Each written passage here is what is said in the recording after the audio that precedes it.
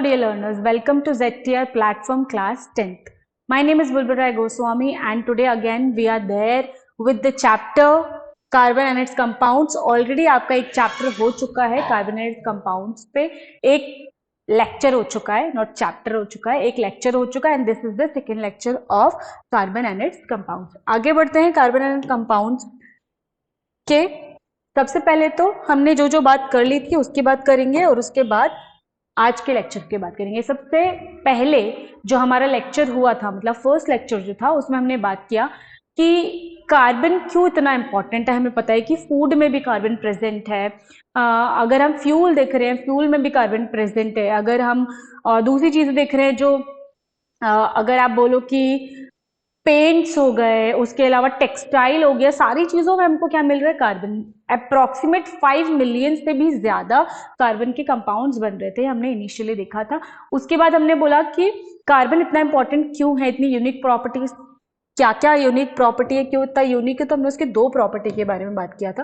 First हमने बोला था कि कार्बन जो यूनिकनेस शो करता है वो तो उसके पहले तो टेट्रावैलेंसी की वजह से शो करता है. सेकेंड हमने बोला कि कैटिनेशन प्रॉपर्टी के लिए, कैटिनेशन प्रॉपर्टी जो है, पहला जो है टेट्रावैलेंसी. टेट्रावैलेंसी का मतलब होता है कि उसके 4 वैलेंस इलेक्ट्रॉन्स है जिससे कि कोवैलेंट बॉन्डिंग वो शो करता है. दूसरा हमने बोला था कि कैटिनेशन मतलब कार्बन कितनी भी लंबी चेन कार्बन के साथ बना सकता है, कार्बन कितनी भी लंबी चेन बना सकता है. तो या तो चेन फॉर्मेशन में बना सकता है, या तो ब्रांच्ड हो सकता है, या तो पूरा साइक्लिक भी हो सकता है, साइकिल में भी फॉर्मेशन हो सकता है. तीसरा हमारा जो था वो था isomerism. Isomerism third was isomerism. Third जो आइसोमेरिज्म था जो हम कंप्लीट करने वाले थे, जो नहीं हुआ था, वो था हमारा आइसोमेरिज्म, जो कि आज हम देखेंगे. तो आइसोमेरिज्म क्या था हमारा, आइसोमेरिज्म क्या होता है. आइसोमेरिज्म बोलते हैं कि सेम मॉलिक्यूलर फॉर्मूला, मॉलिक्यूल तो सेम रहेगा बट उसका स्ट्रक्चर आप चाहो तो आप, ये स्ट्रक्चर है, अगर ये स्ट्रेचेबल होता तो मैं इसको कैसे भी शेप दे देती, इस पेन को कैसे भी शेप दे देती हूँ अगर स्ट्रेचेबल होता तो, ऐसे ऐसे कैसे भी करके, जैसे कि हम पजल्स खेलते हैं, 4 पजल का ही अलग अलग स्ट्रक्चर बना लेते हैं. ठीक है, हम उसको 4 पजल का ही हम ऐसे स्ट्रक्चर बना सकते थे, 1 2 3 4 ऐसे बना लेंगे, 1 2 3 4 ऐसे बना लेंगे. तो ये अलग अलग स्ट्रक्चर बन रहा है. जैसे हमने जो पजल्स हम खेलते हैं उसमें 4 हमने लिया अलग अलग स्ट्रक्चर के, इस तरीके से हमने लिया 4 लिए, तो उसको हमने अलग अलग स्ट्रक्चर बनाया, 1 2 3 4, ये चारों को अलग अलग ऐसे रखा है और 1 2 3 चारों को जोड़ दिया. तो हमारा स्ट्रक्चर देखिए अलग बन रहा है, लेकिन 4 के 4 पजल ही हमारे पास हैं. जब हम पजल सॉल्व करते हैं ना तो उसके 4 टुकड़े ले लो आप, उसको इस तरीके से हमने फॉर्मेशन कर दिया. ठीक है. सिमिलरली जो आइसोमर्स होते हैं वो क्या होते हैं, आइसोमर्स की मॉलिक्यूलर फॉर्मूला तो सेम है, मॉलिक्यूल तो सेम है, लेकिन उसको हम तोड़ मड़ोड़ के अलग अलग तरीके से उसका स्ट्रक्चर बना सकते हैं, वो होता है आपका आइसोमेरिज्म. ठीक है. अब क्या बोल रहा है आइसोमेरिज्म में, compounds having same molecular formula, compounds having same molecular formula but different structure are known as isomers and the phenomena is known as isomerism. समझ में आ गया. ठीक है. अब देखते हैं ब्यूटेन. इसका नेमिंग मैं अभी आपको सिखाऊंगी कि किस तरीके से आप इसकी नेमिंग करोगे, है ना. मैंने जैसे अभी तो आपको बता दे रही हूँ कि ब्यूटेन है, चलो ठीक है ब्यूटेन है, लेकिन ब्यूटेन की नेमिंग मैं अभी आपको सिखाऊंगी कि ब्यूटेन की नेमिंग आप किस तरीके से करेंगे. ठीक है. तो ब्यूटेन का स्ट्रक्चर मैं भी बता रही हूँ आपका क्या है, C4H10. C4H10 इसका स्ट्रक्चर आपका मॉलिक्यूल है, ये मॉलिक्यूल है आपका ब्यूटेन, जिसका की फॉर्मूला क्या है, C4H10 हैज 2 आइसोमर्स. इसके 2 आइसोमर्स बनते हैं. कैसे 2 आइसोमर्स बनते हैं, ये हमारे 2 आइसोमर्स है. 1 सबसे पहले C4 मतलब कार्बन कितने, 4 है, तो 4 कार्बन बना लो, 1 2 3 4. अब इसकी टेट्रावैलेंसी को फुलफिल करने के लिए हमने इसके आजू बाजू बॉन्ड्स बना दिए. क्या हाइड्रोजन कितने हैं, 10, तो 1 2 3 4 5 6 7 8 9 10, 10 हमने हाइड्रोजन लगा दिए. तो टोटल कितने हो गए अपन के, टोटल हमारे 10 हाइड्रोजन हो गए. ये एक चेन है. अब मैं क्या करूं, इसको उठा के इसके नीचे लगा दे, इसको उठा के क्या करे, 1 2 3, तो इसको उठा के मैं सेकंड वाले पे लगा दूं, 1 2 3 1 2 3, थर्ड के नीचे, सेकंड के नीचे मैंने लगा दिया. तो इसको मैं आपको यहां बना के दिखा देती हूँ कि किस तरीके से ये वाला बनेगा. देखिए यहाँ पे हमने लिखा है 1 कार्बन 2 कार्बन थर्ड कार्बन। ठीक है, हमारे पास कितना था कार्बन, 4 थे, 4 में से 3 कार्बन तो मैंने अभी यहाँ लिख लिया, फोर्थ कार्बन मैंने इसके नीचे अटैच कर दिया, 4 कार्बन मैंने इसके नीचे अटैच कर दिया। अब सबकी वैलेंसी फुलफिल करेंगे, 1 2 3 4, 1 2 3 4, 1 2 3 4, 1 ऑलरेडी है, 1 2 3 4। ठीक है, अब सारे जगह पे आप लगा दो हाइड्रोजन, सारे जगह पे क्या लगा दो आप, हाइड्रोजन, सारे जगह पे हमने हाइड्रोजन लगा दिए।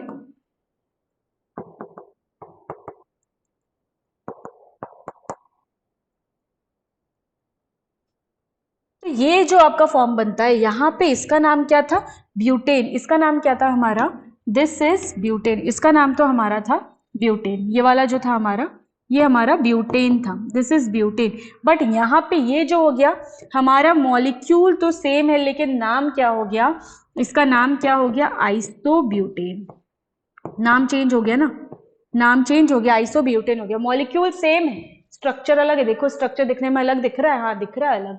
तो जो आपका मॉलिक्यूल है, मॉलिक्यूल तो सेम है, C4H10 है, लेकिन स्ट्रक्चर अलग हो गया, उसको हम बोलते हैं आइसोमर्स। तो आइसोमर्स आपको क्लियर है कि आइसोमर्स क्या है, आइसोमर्स क्लियर है हमें क्या है कि ठीक है मैम, आपने बोला कि मॉलिक्यूल तो सेम रहेगा लेकिन उसको तोड़ मरोड़ को हम अलग अलग फॉर्म बना सकते हैं, उसको हम बोलेंगे आइसोमर्स।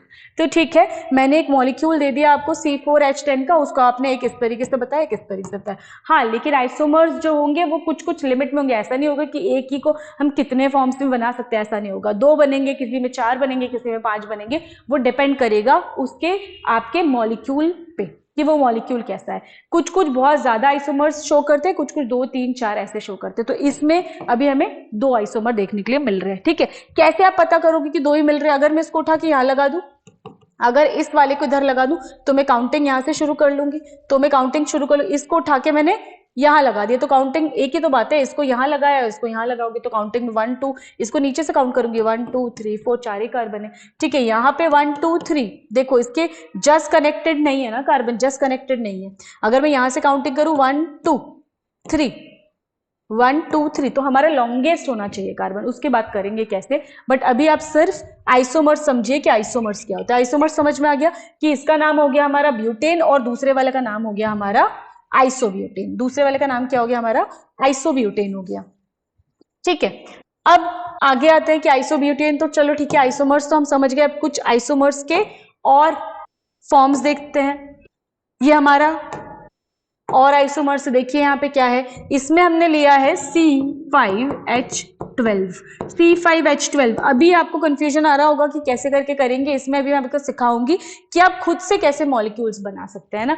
कुछ आपको मैंने पेंटेन दे दिया तो उसका आप ये लिखना आपको आए, फॉर्मूला लिखना है कि C5H कितना है, 12 है, ये आपको लिखना आए, कैसे लिखना आएगा वो बता देंगे। ठीक है, ये वाला भी। तो अब देखो, पहले आइसोमर समझ लो, उसके बाद हम इसका पूरा हाइड्रोकार्बन का मेन जो बेसिक है वो समझेंगे। ठीक है, तो अब देखिए यहाँ पे कितना है, हमारे पास फॉर्मूला है C5H12 का, तो 1 2 3 4 5 एक चेन में है और बाकी जगह पे पूरा टेट्रावेलेंस से फुलफिल करने के लिए मैंने हाइड्रोजन जोड़ दिया। यहाँ पे भी सेम, इस कार्बन को उठा के मैं कहाँ लेके आई, 1 2 3 4, 4 है ना, इसको उठाऊंगी तो यहाँ पे 4 है, 4 में से मैं किसी एक पे अटैच कर दूं, तो मैंने इसको इस पे आके अटैच कर दिया, इसको मैंने यहाँ लगा दिया। तो यहाँ पे तो उसका नाम पेंटेन था, लेकिन यहाँ पे इसका नाम क्या हो गया, आइसोपेंटेन। इसको नीचे लगाते थे, जब ब्रांचिंग हो जाती है तो याद रखना, ब्रांचिंग में हम आइसो का यूज करते हैं,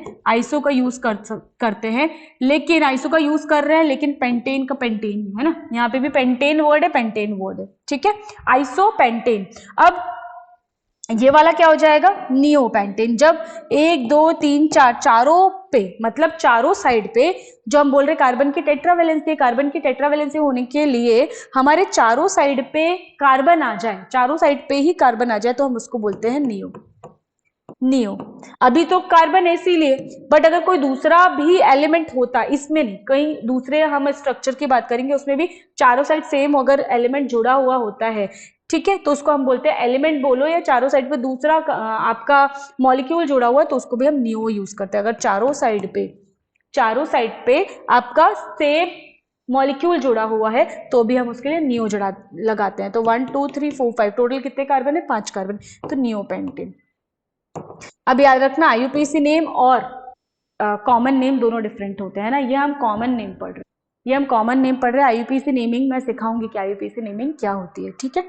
तो आइसोमर्स तो मुझे समझ में आ गए। अभी C5H12 में C5H12 में 3 आइसोमर बन रहे थे, C5H12 में 3 आइसोमर बन रहे थे। अभी आप चाहो तो खुद देख सकते हो कि किस तरीके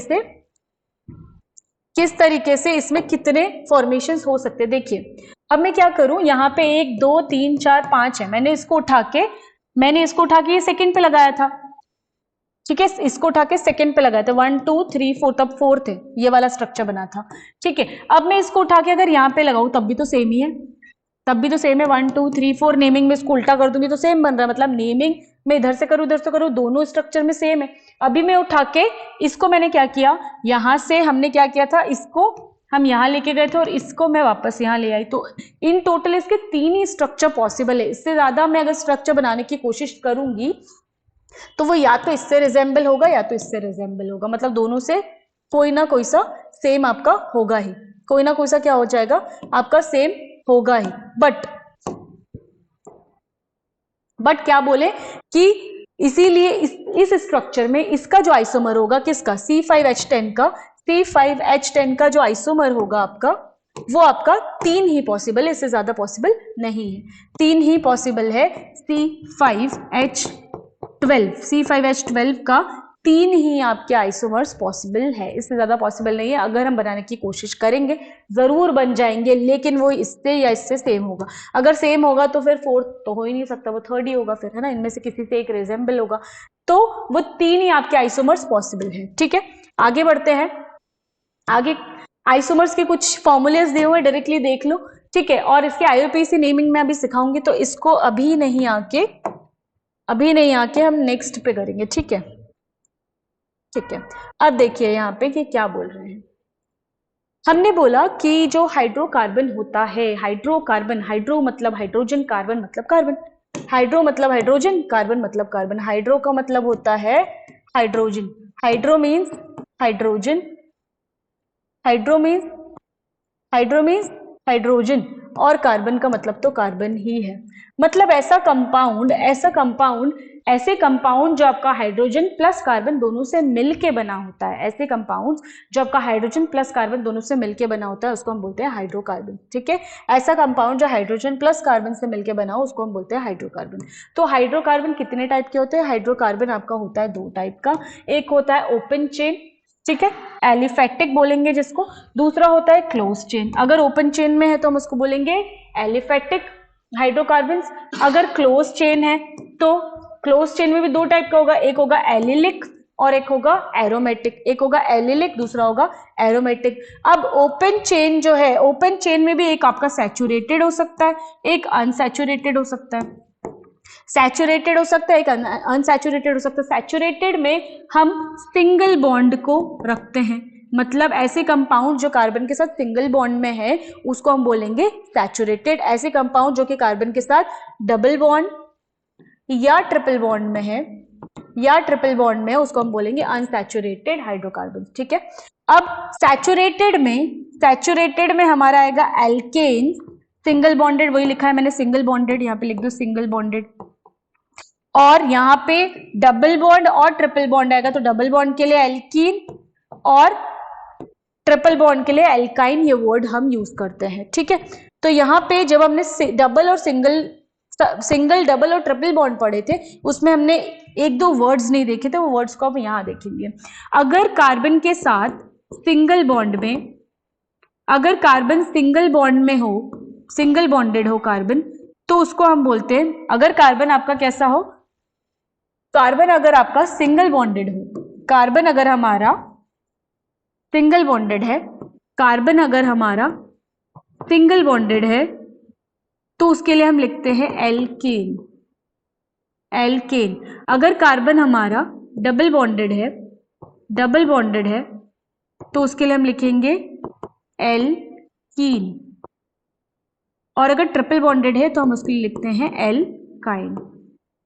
तो यहाँ पे आप इसको डिफरेंशिएट कैसे करते हो कि हाइड्रोकार्बन को हम लिखते हैं, हाइड्रोकार्बन का मेनली इसको हम 2 में डिवाइड करोगे, ALK एल्क और यहाँ पे एन इन या आइन, ये वर्ड्स आपको सिंगल बॉन्ड, डबल बॉन्ड या ट्रिपल बॉन्ड को बताता है, और एल्क आपका बताता है हाइड्रोकार्बन को।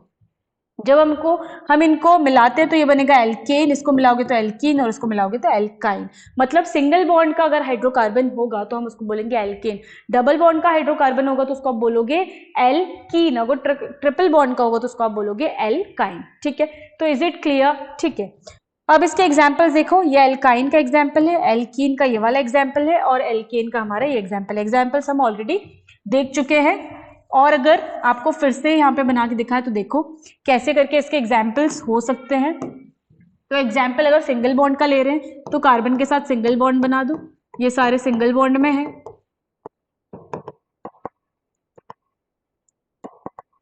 तो अभी हम इसका नेमिंग नहीं कर रहे तो सारे क्या है, सिंगल बॉन्ड में। सिंगल बॉन्ड में तो मैंने लिख दिया यहाँ पे, ये क्या है, एक एल्केन। सिंपली बताओ कि एल्केन है, एल्कीन है या एल्काइन है, तो ये एल्केन मैंने बोल दिया। अगर डबल बॉन्ड में बता रही हूँ, अगर ये डबल बॉन्ड में मैंने बताया तो 1 2 3 4, 1 2 3 4, ये डबल बॉन्ड में है तो मैं इसको क्या लिखूंगी, ये एक एल्कीन है। इन जोड़ोगे आप, यहाँ पे इन वर्ड जोड़ोगे, यहाँ पे आप एन वर्ड जोड़ोगे। अगर ट्रिपल बॉन्ड में हुआ ये, अगर ये ट्रिपल बॉन्ड में हुआ तो आप इसके लिए जोड़ोगे एल्काइन, आइन वर्ड जोड़ोगे, ये आइन वर्ड जोड़ोगे, तो इससे आपका सिंगल बॉन्ड, डबल बॉन्ड और ट्रिपल बॉन्ड क्लियर होता है कि ठीक है, इसकी नेमिंग के लिए हम मेनली हाइड्रोकार्बन को एल से लिखेंगे, सिंगल बॉन्ड को एन, डबल बॉन्ड को इन और ट्रिपल बॉन्ड को आइन से। ठीक है, इसके आगे हम चलते हैं कि इसका हम आईयूपीएसी नेमिंग, अगर आपको खुद से नाम लिखना हो, ठीक है, कॉमन नेम तो आपको कुछ याद करने पड़ेंगे, लेकिन आईयूपीएसी नेम का एक प्रोसीजर है, वो प्रोसीजर फॉलो करके आप खुद नेमिंग कर सकते हो ये सारे केमिकल्स की। ठीक है, तो आगे चलते हैं कि कैसे करके नेमिंग हम कर सकते हैं। अब देखिए, सैचुरेटेड की हमने बात करी थी कि ठीक है, सैचुरेटेड अभी समझ में आ गया, सैचुरेटेड वो हाइड्रोकार्बन्स होंगे जिसमें सिंगल बॉन्ड लगा है, और डबल और ट्रिपल बॉन्ड को हम क्या बोलेंगे, डबल और ट्रिपल बॉन्ड वाले क्या हो जाएंगे, आपके अनसैचुरेटेड हो जाएंगे। ठीक है, तो सैचुरेटेड मतलब सिंगल बॉन्ड वाले, hydrocarbon in which carbon atoms are connected by only single bond, तो उसको हम बोलते हैं सैचुरेटेड हाइड्रोकार्बन। सैचुरेटेड हाइड्रोकार्बन्स को हम एल्क एन से लिखते हैं, जो कि अभी बताया, एल्क प्लस एन सिंगल अगर है तो, और उसका एक जनरल फॉर्मूला होता है, इस फॉर्मूले को एक बार एंड में भी लिखेंगे, चारों फॉर्मूले इसके। तो इसका होता है CnH2n+2, ये फॉर्मूला है। अगर आपको ये पता हो कि कार्बन का नंबर कितना है तो आपको हाइड्रोजन का नंबर पता चल जाएगा। फॉर एग्जाम्पल मैंने बोला कार्बन अगर 2 है, कार्बन अगर 2 है तो इसमें लिखिए कार्बन अगर 2 है, ठीक है, यहाँ n के बदले 2 लिख लो और इसके बदले भी 2, तो कार्बन अगर 2 है तो हाइड्रोजन कितना हो जाएगा, कार्बन 2 है, हाइड्रोजन 2 ऑलरेडी लिखा है 2n, तो इंटू 2 प्लस 2, इसको और अच्छे से लिखते हैं। ठीक है, यहां देखिए हमने लिखा है C2 अगर कार्बन 2 है, ठीक है, हाइड्रोजन 2 इंटू 2 प्लस 2, तो हाइड्रोजन 2 इंटू 2 4, 4 प्लस 2 6, C2H6, और इसका चेन अगर बनानी हो तो कैसे बनाओगे, आपको पता ही है कि 2 कार्बन है हमारे पास, कितने 2 कार्बन है, मैंने 2 कार्बन बना दिया, इसकी टेट्रावैलेंसी फुलफिल होनी चाहिए, तो मुझे 4 से बॉन्डिंग करानी पड़ेगी, तो 1 2 3 4, 1 2 3 4, यहाँ पे हाइड्रोजन लगा दो, ये बन गया आपका, ये आपका बन गया फॉर्मूला। ठीक है, किसका बन गया, आपका एल्केन का फॉर्मूला बन गया कि how you have to write the alkane. ठीक है, ये फॉर्मूला याद रखना है, CnH2n+2। उसके बाद ये देखिए अगर N1 होगा तो ऐसे बनेगा, CH4 का, C2H6 का, जो कि मैंने अभी बताया।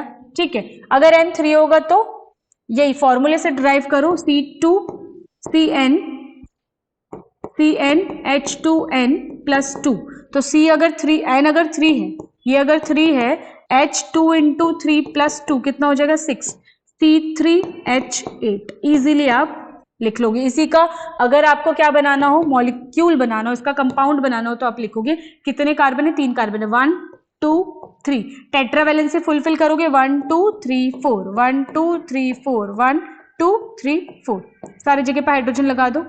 और आप चाहो तो हाइड्रोजन को काउंट भी कर लो, 1 2 3 4 5 6 7 8 जगह पे हाइड्रोजन लगाना है। तो ये आपको बनाना भी सीख जाओगे कि किस तरीके से आपको मॉलिक्यूल्स का फॉर्मूला अगर पता हो, कार्बन अगर पता हो, तो आप हाइड्रोजन का नंबर खुद ही बता सकते हो इस फॉर्मूले से। फॉर्मूला क्या है? C2CnH2n+2। ये फॉर्मूला है किसके लिए? एल्केन के लिए, याद रखना। एल्कीन के लिए, एल्काइन के लिए भी फॉर्मूला बताएंगे। अभी एल्केन क्लियर है, इसके आगे चलते हैं। एल्कीन के बाद आता है आपका अनसैचुरेटेड। अनसैचुरेटेड के लिए फॉर्मूला याद करते हैं। अनसैचुरेटेड के लिए क्या हो जाएगा? एल्कीन। चलो तीनों फॉर्मूलेज में एक जगह पे लिख दे रही हूँ सो दैट आपके लिए इजी रहे, ठीक है। तीनों फॉर्मूलेज को यहां लिख रहे हैं। एल्केन के लिए फॉर्मूला होता है आपका CnH2n+2। एल्केन के लिए फॉर्मूला हो जाएगा CnH2n+2। और एल्कीन के लिए हो जाएगा CnH2n। ये आपका फॉर्मूला हो जाएगा CnH2n। किसके लिए? एल्कीन के लिए। देखिए ये लिखा हुआ है, ठीक है। और एल्काइन के लिए क्या हो जाएगा? अगर ट्रिपल बॉन्ड हुआ तो क्या हो जाएगा? ट्रिपल बॉन्ड अगर हुआ तो उसका फॉर्मूला होगा CnH2n-2। -2 हमारा एल्कीन के लिए होता है। इनसे आपको सारे के सारे एग्जाम्पल्स बना के देखने, तो ये आप एक साइड पे नोट कर लेंगे कि किस तरीके से आपको बनाना है। अब हम कुछ एग्जाम्पल्स लेते हैं कि कैसे करके आप ये बना सकते हो। फॉर एग्जाम्पल मैंने लिया C2, चलो C3 ले लेते हैं। मैंने बोला कि n = 3, n है आपका 3, n = 3 आपको डबल बॉन्ड से बनाना है। तो 3 आपके n = 3, तो हमने फॉर्मूला बनाया C3H, कितना था? 2 × 3 मतलब 6, तो आपको बन जाएगा C3H6। उसमें से आपका एक डबल बॉन्ड रहेगा, है ना, डबल बॉन्ड भी है, तो C single bond C, double bond C। अब इसकी टेट्रावैलेंसी चेक करो, 1 2 3 4, 1 2 3 4, 1 2 3 4, ठीक है। अब इसमें हाइड्रोजन कितने आ रहे हैं आपके? यहाँ पे हमने देखा हाइड्रोजन हमारे पास 6 आएंगे, है ना। तो 1 2 3 4 5 6, छह जगह पे आप हाइड्रोजन लगा दोगे। ये इस फॉर्मूले को मैं यहाँ बना रही हूँ, इस स्ट्रक्चर को हम यहाँ बना रहे हैं कि 1 कार्बन 2 कार्बन 3 कार्बन। अभी हम यहाँ पे बना देते हैं, ठीक है। तो 1 2 3 4, 1 2 3 4, 1 2 3 4, ये हाइड्रोजन, यहाँ पे हाइड्रोजन, यहाँ हाइड्रोजन, यहाँ पे hydrogen, this one and this one. चलो कैलकुलेट करो, 1 2 3 4 5 6, तो 6 हाइड्रोजन होगा। ये आपका हो गया किसका? डबल बॉन्ड के लिए। मतलब डबल बॉन्ड के लिए इन जुड़ेगा, डबल बॉन्ड के लिए आपका क्या जुड़ेगा? इन। फॉर्मूला हो गया है CnH2n। ये फॉर्मूला होता है इन का, ठीक है। एल्काइन का एक एग्जांपल ले लेते हैं, यहाँ पे नहीं है, ठीक है। इसको आप नोट डाउन करो, चाहो तो स्क्रीनशॉट लो या डायरेक्टली आप स्क्रीनशॉट लेके, ऐसा नहीं है कि भूल जाना है, स्क्रीनशॉट लेके कॉपी में वापस से नोट डाउन करना है, ठीक है। अब क्या करोगे? अब नेक्स्ट आयन के लिए देखिए, कि आयन के लिए क्या है। अगर फॉर्मूला मैं ऑलरेडी आपको बता चुकी हूँ कि फॉर्मूला क्या है। हम ले रहे हैं C3 या n की वैल्यू लो 3, n की वैल्यू अगर 3 है, फॉर्मूला हमें पता है CnH2n-2, ठीक है, ये इसका फॉर्मूला है। अब C मैंने 3 लिया, H 2 × 3 लिया, -2 किया, तो कितना आ जाएगा? C3H, 6 - 2 4, C3H क्या आ जाएगा? C3H4। ये हो गया फॉर्मूला, और ये हो गया आपका फॉर्मूला, और ये हो गया स्ट्रक्चर। कितने? 1 2 3, 1 2 3, 3 बना दिए। उसमें से एक में ट्रिपल बॉन्ड बनाओ, टेट्रावैलेंसी फुलफिल करो, 1 2 3 4, ठीक है। 1 2 नहीं, यहाँ पे 1 2 3 4, इसका तो फुलफिल्ड है, 1 2 3 4। अब 1 हाइड्रोजन, 2 हाइड्रोजन, 3 हाइड्रोजन और 4 हाइड्रोजन, तो टोटल कितने हाइड्रोजन आए? 4। टोटल कितने हाइड्रोजन आए हमारे? 4 और 3 कार्बन। तो इज इट क्लियर कि हाँ ठीक है, 3 हमारे कार्बन है, 1 ट्रिपल बॉन्ड में है और 4 हमारे हाइड्रोजन लगे हुए, तो ये भी हो गया। और अगर हम कार्बन 2 लेते हैं, N की वैल्यू 2 ले लो तो कार्बन की वैल्यू 2 हो जाएगी। हाइड्रोजन कितना हो जाएगा 2 इंटू 2 माइनस 2 मतलब C2H2, C2H2, C triple bond H, 2 carbon 2 hydrogen, ये बन गया आपका ट्रिपल बॉन्ड का स्ट्रक्चर। अभी आपको ट्रिपल बॉन्ड समझ में आ गया, डबल बॉन्ड समझ में आ गया और सिंगल बॉन्ड भी समझ में आ गया। ठीक है, इसके फॉर्मूले को वापस से आप लिखोगे, इसके फॉर्मूले को वापस से आप लिख के दिखाओगे कि क्या फॉर्मूला है। आप चैट बॉक्स में लिखेंगे कि फॉर्मूला क्या था। मैं वापस से यहां लिख रही हूं, आप चैट बॉक्स में लिखेंगे एल्केन के लिए CnH2n प्लस 2, एल्कीन के लिए CnH2n माइनस 2 और एल्कीन के लिए, एल्काइन के लिए CnH2n माइनस 2। ये एल्काइन के लिए ट्रिपल बॉन्ड का फॉर्मूला हो गया, ये आपको याद रखना है। ठीक है, अब इसके आगे बढ़ते हैं। कि एल्काइल ग्रुप क्या होता है। एल्काइल ग्रुप को अगर आपको डिफाइन करना है कि what is alkyl group, alkyl group को बस इतना समझना आपको कि हमारा होता है एल्केन। ठीक है, मैंने बोला एल्केन जो है, एल्केन का फॉर्मूला है, अभी एक मैं ले रही हूं, एल्केन का फॉर्मूला है CnH2n प्लस 2, है ना। अगर हमारा एल्केन जो है, मतलब N जो है वो क्या है, N जो है 1 है। N अगर 1 है, 2 इंटू 1 मतलब क्या हो जाएगा, फॉर्मूला हो जाएगा CH4। तो मैं इसी का एग्जाम्पल ले रही हूं CH4। अगर CH4 में से एक हाइड्रोजन को मैं रिमूव कर देती हूँ, CN4 से एक हाइड्रोजन को मैं कर देती हूँ रिमूव, तो क्या हो जाएगा, तो आपका बनेगा CH3। अगर CH4 से मैं एक हाइड्रोजन को रिमूव कर देती हूँ, यहाँ पे एक हाइड्रोजन को कर देते हैं रिमूव, तो बन जाएगा CH3। और उस हाइड्रोजन की प्लेस पे, इस हाइड्रोजन की प्लेस पे मैं कोई और चीज ऐड कर सकती हूँ, कुछ भी चीज मैं इधर पे ऐड कर सकती हूँ। तो सिर्फ ये वाला जो ग्रुप है, तो सिर्फ जो ये वाला ग्रुप है आपका, ये वाला जो ग्रुप है, ये वाला पूरा जो ये वाला ग्रुप बचता है, इसको हम बोलते हैं एल्काइल। इसको क्या बोलते हैं हम, एल्काइल। इसको बोलते हैं एल्काइल ग्रुप, जिसमें कि एक हाइड्रोजन कम होता है। एक हाइड्रोजन कम होता है, किससे कम होता है, अगर एल्केन है तो एल्केन का जो फॉर्मूला है उसके अकॉर्डिंग एक कम रहेगा। अगर एल्कीन है तो एल्कीन के अकॉर्डिंग जो एल्कीन का फॉर्मूला होता है उसमें से एक कम रहेगा। अगर एल्काइन है तो एल्काइन में से एक हाइड्रोजन कम रहेगा, जिसको हम बोलेंगे क्या, जिसको हम बोलेंगे एल्काइल ग्रुप। तो एल्काइल आप समझ गए। जैसे कि हम देख रहे थे अभी, जैसे कि अभी हमने देखा था यहाँ पे, अगर कार्बन 2 है, तो हाइड्रोजन हमारे कितने थे, 6 हो रहे थे, लेकिन 6 में से हमें क्या लेना है, -1 करोगे तो कितना हो जाएगा, C2H6 के बदले H हो जाएगा 5, मतलब एल्काइल का फॉर्मूला क्या हो जाएगा, एल्काइल का फॉर्मूला क्या हो जाएगा आपका, तो वो आप बताएंगे मुझे कमेंट बॉक्स में कि एल्काइल का फॉर्मूला क्या हो जाएगा। फिर 3 फॉर्मूलेज मैंने आपको बता दिए, एल्काइल का फॉर्मूला क्या हो जाएगा। आप थोड़ा सा दिमाग लगाओगे तो एल्काइल का फॉर्मूला भी आपको समझ में आ जाएगा, व्हाट इज एल्काइल्स फॉर्मूला। ठीक है, चलो आगे बढ़ते हैं। एल्काइल ग्रुप हमें समझ में आ गया, ऐसा ग्रुप जिसमें एक हाइड्रोजन कम हो, ऐसा ग्रुप जिसमें एक हाइड्रोजन कम हो और उस हाइड्रोजन के बदले हम कोई भी दूसरी चीज ऐड कर पाए। ये मैंने एक फॉर्मूले से बता दिया, एक रिएक्शन के थ्रू, कि किस तरीके से एक हाइड्रोजन को हमने निकाला तो क्या बन गया आपका CH3, एक एल्काइल ग्रुप बना। ठीक है, अब एल्काइल ग्रुप जो है, यहां पे आगे देखते हैं कि इसका एल्काइल ग्रुप से रिलेट करेंगे। अभी नोमेनक्लेचर जब देखेंगे तो एल्काइल ग्रुप से ही आपका नोमेनक्लेचर पूरा डिफाइन करेंगे। ठीक है, उससे पहले आप देखिए IUPAC। तो सबसे पहले तो IUPAC का आपको क्या होना चाहिए, फुल फॉर्म आता नहीं है बट आपको पता होना चाहिए। क्या होता है, international union of pure and applied chemistry, international union for pure and applied chemistry, international union of pure and applied chemistry, that is IUPAC।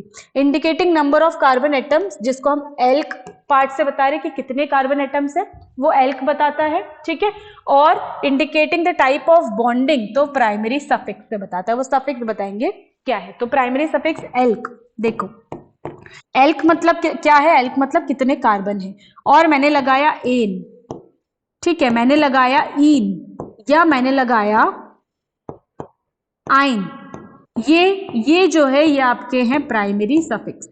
ये है प्राइमरी सफिक्स, जिससे मैं ये बता रही हूँ कि सैचुरेटेड है आपका कार्बन, हाइड्रोकार्बन जो है कार्बन जो है सैचुरेटेड है। अगर हाइड्रोजन लगा तो हाइड्रोकार्बन बोलोगे। तो जो कार्बन है आपका सैचुरेटेड फॉर्म में है या अनसैचुरेटेड फॉर्म में, आप उसके प्राइमरी सफिक्स से पहचानोगे। ठीक है, तो आपको प्राइमरी सफिक्स से समझ में आ गया कि क्या है, अभी बता दिया प्राइमरी सफिक्स। इसके आगे बढ़ते हैं। अब देखिए, that is very very very important. Carbon का ये वाला पार्ट बहुत इंपॉर्टेंट है, जिसमें कि हम सीखते हैं कि इसकी नेमिंग कैसे करनी है।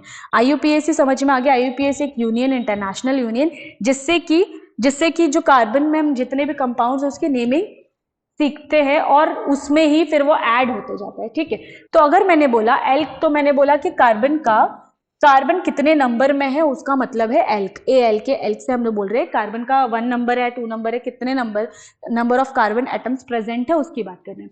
तो अगर कार्बन एक प्रेजेंट है, कार्बन अगर एक है तो हम उसको बोलेंगे मिथ, 2 है तो इथ, 3 है तो प्रॉप, 4 है तो ब्यूट, 5 है तो pent, 6 hex, hept, oct, non और डेक।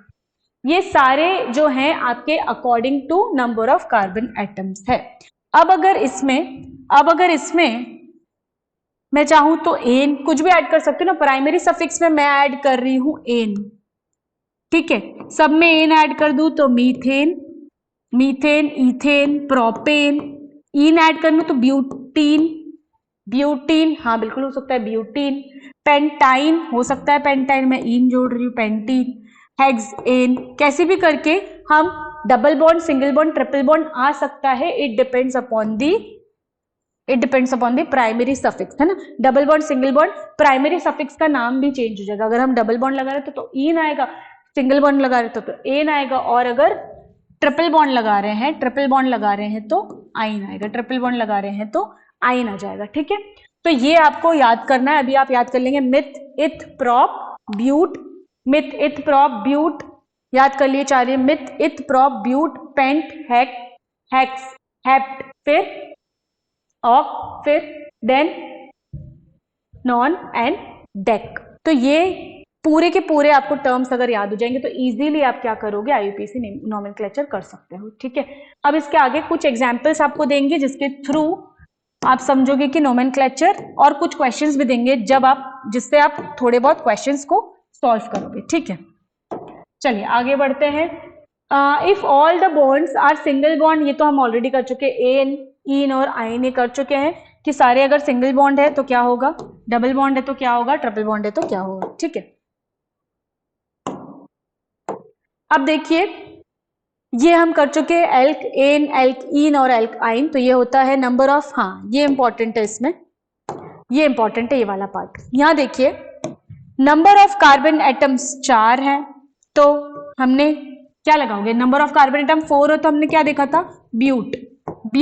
ठीक है, 4 है तो 4। अब ऑल द सीसी बॉन्ड, जो सीसी बॉन्ड मतलब जितने भी बॉन्ड्स हैं कार्बन कार्बन के बीच, वो सारे के सारे अगर सिंगल बॉन्ड है, सारे के सारे सिंगल बॉन्ड है तो मुझे लगाना है एन, सारे के सारे क्या है, सिंगल बॉन्ड है तो मुझे लगाना है एन। अगर सारे के सारे सिंगल बॉन्ड नहीं है, सारे के सारे क्या है, सिंगल बॉन्ड नहीं है, किसी एक के बीच में क्या है आपका डबल बॉन्ड है, किसी एक के बीच में डबल बॉन्ड है, तो मैं क्या लिखूंगी 1 2 3 4, 4 के लिए ब्यूट और डबल बॉन्ड के लिए इन, तो ब्यूटीन। हाँ, पोजीशन भी बतानी पड़ती है कि कहाँ पे आपका डबल बॉन्ड प्रेजेंट है। अभी फिलहाल एक ही जगह पे प्रेजेंट है तो हम यहाँ पे एकदम इनिशियली प्रेजेंट है, स्टार्टिंग में ही प्रेजेंट है। आपका डबल बॉन्ड क्या है, स्टार्टिंग में ही प्रेजेंट है, डबल बॉन्ड जो है आपका स्टार्टिंग में ही प्रेजेंट है, इसीलिए हम इसका नंबर नहीं बता रहे कि कहाँ पे है। क्यों नहीं बता रहे, क्योंकि यहाँ पे स्टार्टिंग में ही है। जो आपका, जैसे मैं अगर नंबरिंग करूं यहाँ पे, ये है आपका नंबर, फॉर एग्जाम्पल ये है आपका कार्बन नंबर 1 2 3 4, तो 4 में से कार्बन नंबर 1 में ही प्रेजेंट है, इसलिए मैं इसका नहीं लिख रही हूँ कि कहाँ पे प्रेजेंट है, कार्बन कहाँ प्रेजेंट है, इसलिए मैं इसका नंबर नहीं बता रही हूँ। अब आप बोलोगे कि मैम कार्बन जो डबल बॉन्ड है वो फर्स्ट कार्बन और सेकंड कार्बन दोनों में प्रेजेंट है, तो नाम मैं फर्स्ट का ही क्यों लिखी, सेकंड में तो लिख सकते नहीं। तो जिसमें लोवेस्ट होगा, जो लोवेस्ट होगा उसमें से उसका हम मानते हैं, जो डबल बॉन्ड है वो हम उसमें मानेंगे, डबल या ट्रिपल बॉन्ड उसका मानेंगे जिसमें लोवेस्ट कार्बन डिनोट, जो लोवेस्ट कार्बन होगा उसका हम डबल बॉन्ड मानेंगे। तो लोवेस्ट कार्बन कौन सा है, 1 है, इसलिए हम 1 डिफाइन नहीं कर रहे। अगर आपको ऐसे करना है कि ठीक है हमें क्या करना है, इसमें हमें क्या करना है, ये डबल बॉन्ड को यहाँ से हटा के यहाँ लगाना है। तो पहले तो टेट्रावेलेंसी चेक करो कि 1 2 3 4 ये ठीक है, 1 2 3 4 5 पेंटावेलेंट हो गया, इसको हटा दो। अब 1 2 3 4 यहाँ पे भी, इसको भी हटा दो। ये अब देखिए 1 2 3 4 1 2 3 4 1 2 3 4 ये सब हो गया, ठीक है। अब इसका नाम क्या हो जाएगा, ठीक है 1 2 3 4 कार्बन तो है, लेकिन जो आपका डबल बॉन्ड है वो कहाँ है, 1 2 पे, 2 और 3 के बीच में। तो हमारा लोवेस्ट कौन सा होगा, सेकेंड वाला होगा। तो हम यहाँ पे मेंशन करेंगे 2 इन। तो आप मेंशन करोगे यहाँ पे, तो आप मेंशन क्या करोगे, तो आपको मेंशन करना पड़ेगा कि यहाँ पे 2 इन है। जो डबल बॉन्ड है वो किस पोजीशन पे, 2 पे है। तो आप लिखोगे ब्यूट 2 इन। तो फिर आपको बताना पड़ेगा कि कहाँ पे है ये डबल बॉन्ड, कहाँ पे प्रेजेंटेड, ब्यूट 2 इन, ठीक है। अब इसके आगे बढ़ते हैं कि ठीक है, नेमिंग आपको समझ में आया। नेमिंग के बाद कुछ एग्जाम्पल्स के साथ लेके आएंगे, बट अभी आप सिर्फ इतना समझेंगे नेमिंग। उसके बाद हम देखेंगे कि जो आपके फंक्शनल ग्रुप होता है, वो क्या होता है।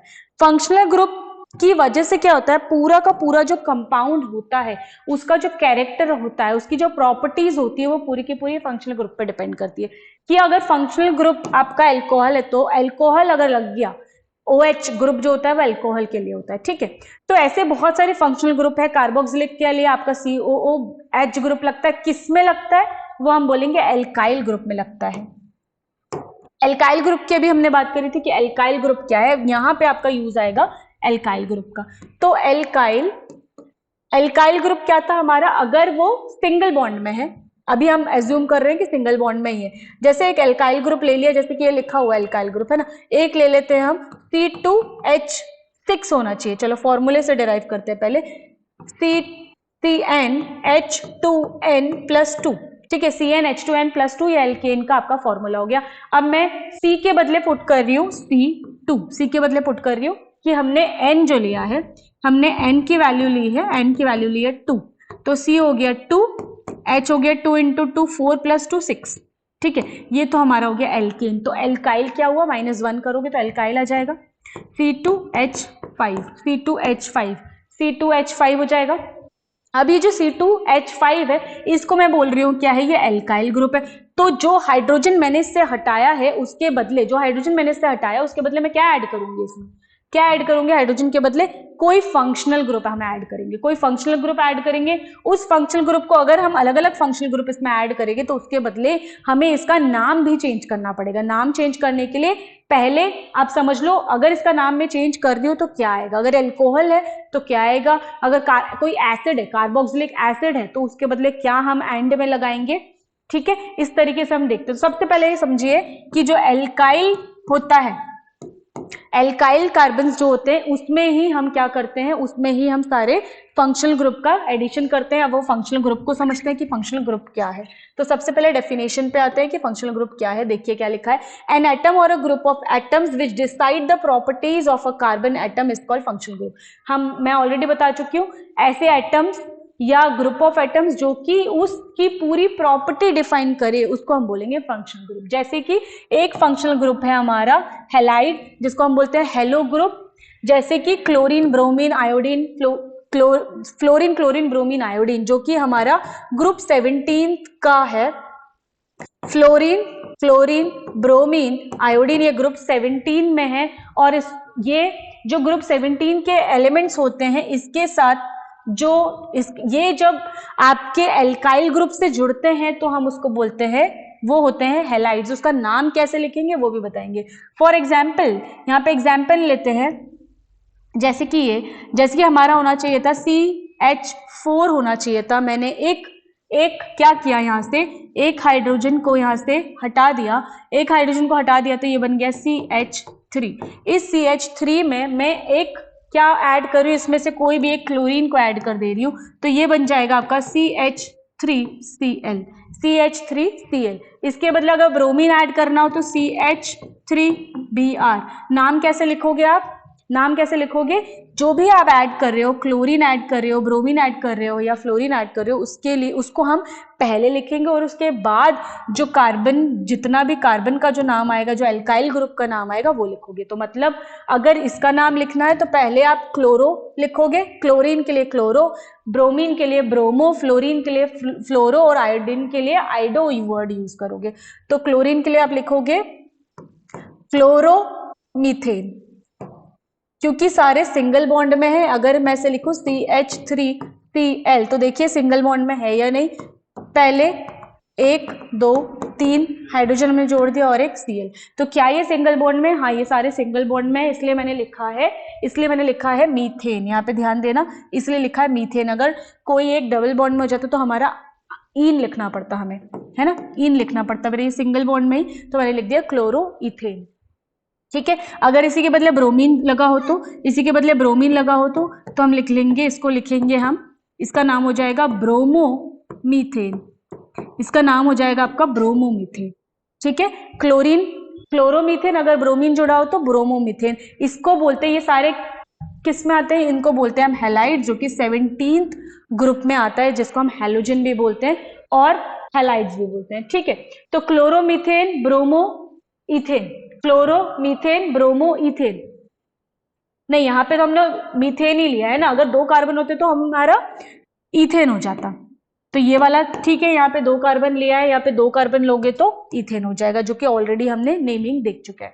अब आते हैं अल्कोहल पे। कि अल्कोहल को कैसे डिफाइन करोगे। सबसे पहले अभी हमने देखा कि हैलाइड्स के लिए आपका जो हाइड्रोकार्बन है, आपका जो एल्काइल ग्रुप है, उसके साथ क्या क्या जोड़ सकता है?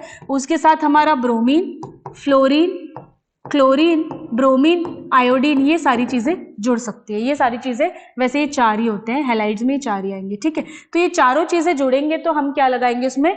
फ्लोरो, क्लोरो, ब्रोमो या आइडो वर्ड यूज करेंगे। लेकिन अगर अल्कोहल है, अगर आपका अल्कोहल इससे जुड़ता है, फॉर एग्जाम्पल C2H5 से आके अल्कोहल जुड़ता है, तो अल्कोहल के लिए हम वर्ड क्या यूज करेंगे? पहले देखो वर्ड क्या यूज करेंगे। तो वर्ड जो हम यूज करते हैं वो यूज करते हैं ऑल।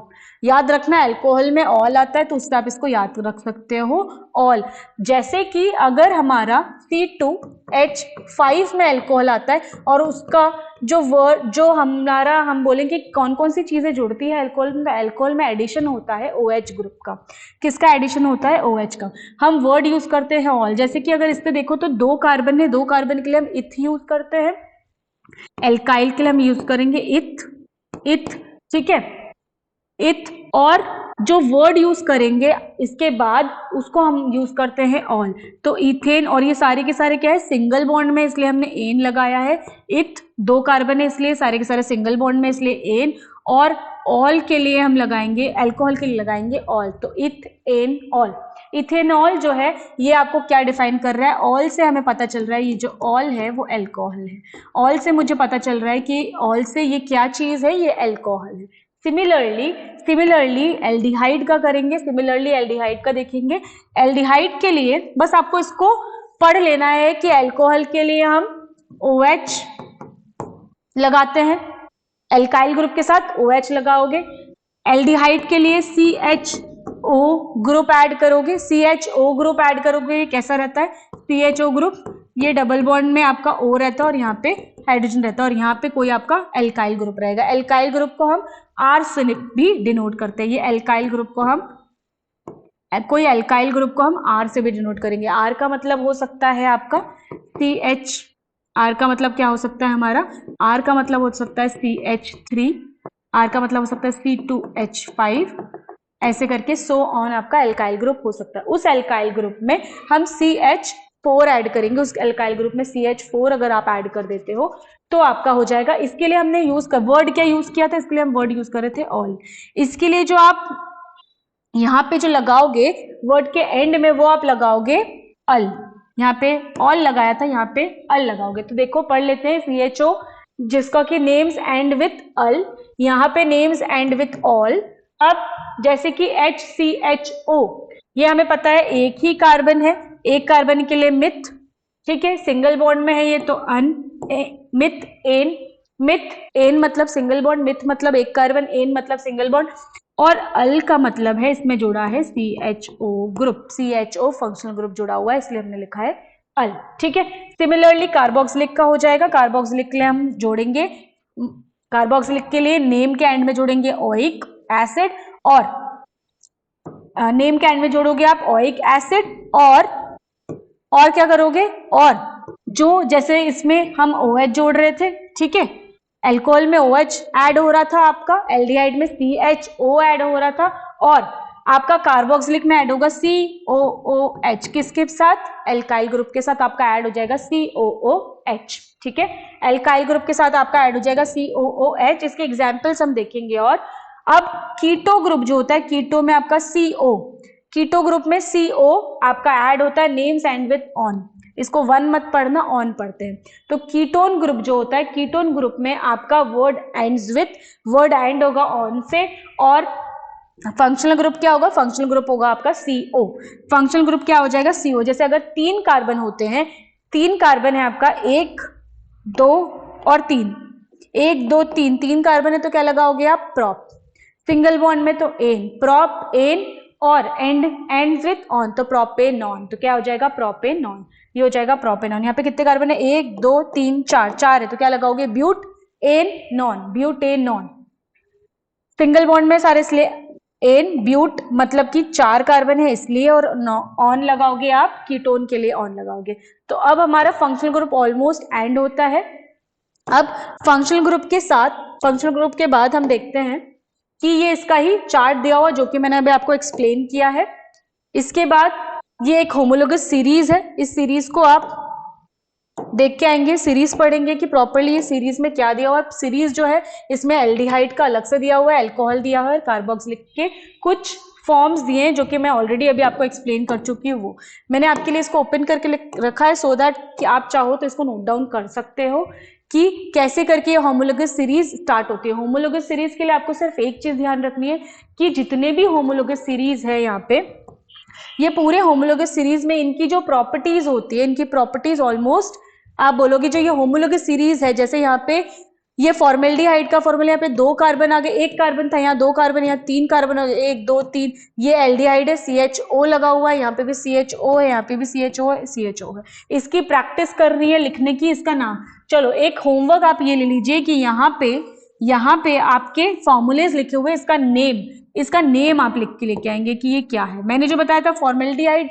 वो तो कॉमन नेम है, लेकिन इसका IUPAC नेम आपको लिख के लाना है। आपको कॉमन नेम नहीं है, इसका IUPAC नेमिंग सबके लिख के लानी है। और जिसमें डिफिकल्टी आएगी वो हम नेक्स्ट क्लास में देखेंगे। जो भी आपको डिफिकल्टी आ रही होगी, किसी का नाम नहीं बन रहा होगा, तो वो हम नेक्स्ट क्लास में देखेंगे कैसे आप नेमिंग करोगे। तो मिलते हैं नेक्स्ट लेक्चर के साथ। Thank you.